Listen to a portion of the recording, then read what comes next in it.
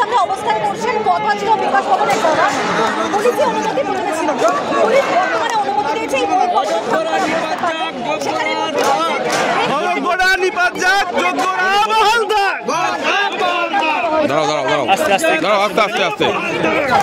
আস্তে আস্তে বলে নিক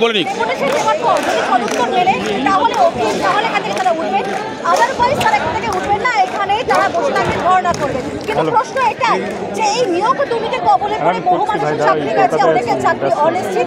আমরা দেখেছি যে এই রাজপথে চাকরি প্রার্থীরা তারা চাকরির জন্য কত হয়রানির শিকার হয়েছে, কিন্তু এবারে ছবিটা একেবারে ভিন্ন। পথে রয়েছেন কারা, যারা শিক্ষক, যারা শিক্ষিকা, তারা কথা বলবো আপনার সঙ্গে। তাহলে এরপরে কোন পথে হাঁটবেন আপনারা? আমরা আন্দোলনের পথ বেছে নিয়েছি, কারণ আমাদের কথা এই বর্তমানকালীন সরকার মানে কানপাত করছে না, মানে কান থেকে শুনছে না। কিন্তু আমাদের একটাই বক্তব্য, আমরা যোগ্য শিক্ষক। আমরা, আপনারা বলতে পারেন আপনারা চাকরি প্রার্থী কেন বলছেন বারবার, আপনারা বলুন যে আমরা জুনিয়র শিক্ষক। হ্যাঁ, আমরা 2016 সালে নির্বাচিত যোগ্য শিক্ষক। আমরা পরীক্ষা দিয়েছি, আমরা পাশ করেছি, পাশ করে রীতিমতো ইন্টারভিউ দিয়েছি, ইন্টারভিউতে পুলিশ ভেরিফিকেশন করেছে, মেডিকেল ভেরিফিকেশন করেছে, করে আমরা আজকে 6 বছর ধরে এই চাকরিটা করছি। আমাদের প্রত্যেকের একটা নির্দিষ্ট পরিচিতি হয়েছে সমাজে, আমাদের সবাই জানে যে এরা স্কুল শিক্ষক।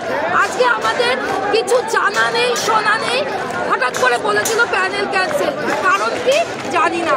কারণ বলছে মানে শুনছি যে 17 দফা দুর্নীতি হয়েছে।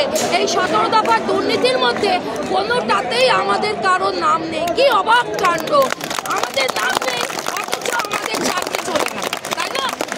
এটা হতে পারে না।